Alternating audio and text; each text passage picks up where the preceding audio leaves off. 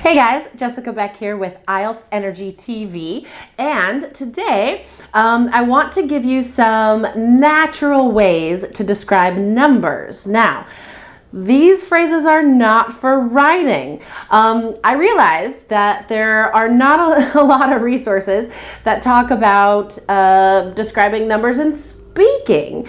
They're all about writing, but you know what? We have to mention amounts quite often on the speaking exam. So I want to give you some native speaker phrases for doing that. I'm going to couple these with example questions. All right. So in speaking part 1, for example, you might be asked, how popular is riding bicycles in your city? I would say, you know, that's a good question, because actually in my city, Portland, riding bicycles is huge. I mean, everybody has a bicycle. Not an expensive one, but everyone has like some rickety bicycle that they use to commute. So I'm gonna say a good 50% of residents here actually ride bicycles on a daily basis. Okay, so the phrase to note there is, I'm gonna say a good 50% of people or of residents ride bicycles. I'm gonna say a good 50%, okay? So that's the first phrase that you can use in your own answers. Now, let's move on to speaking part 3. An example question might be, do people spend more time today with family than in the past? And my answer would be, to be honest, no. I mean, at least for my experience, you know, to people that I know in my life. Judging from my own experience, an educated guess would put at least 80% of people don't even live in the same town as their parents anymore. Now with globalization, right? The freedom of movement, the ease of travel, and the convenience of communication, so people can still stay in touch even from afar. Okay, so the phrase to note there for describing numbers, this is long.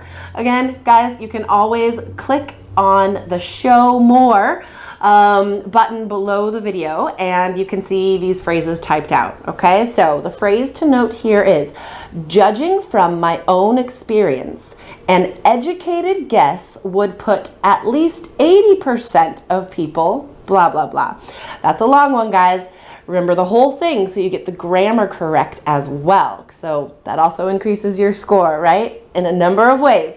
Grammar, vocabulary, and if you try and mimic the way I pronounce these sentences, it will also improve your pronunciation. Okay, one more phrase for you guys. A question might be, will people eat more healthily in the future?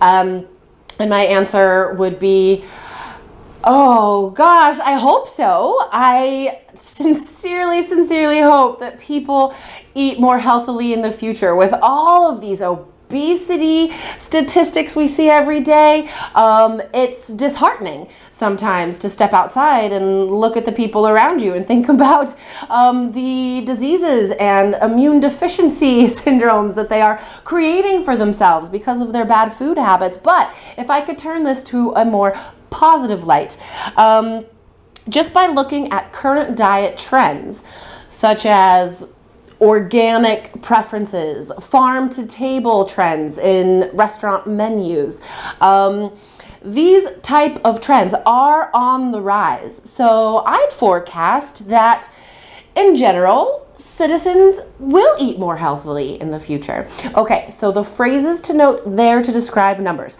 Just by looking at current trends, blah, blah, blah, name the current trends, be specific, and then continue. These trends are on the rise, so I'd forecast, blah, blah, blah. So forecast is a better way to say predict. Okay.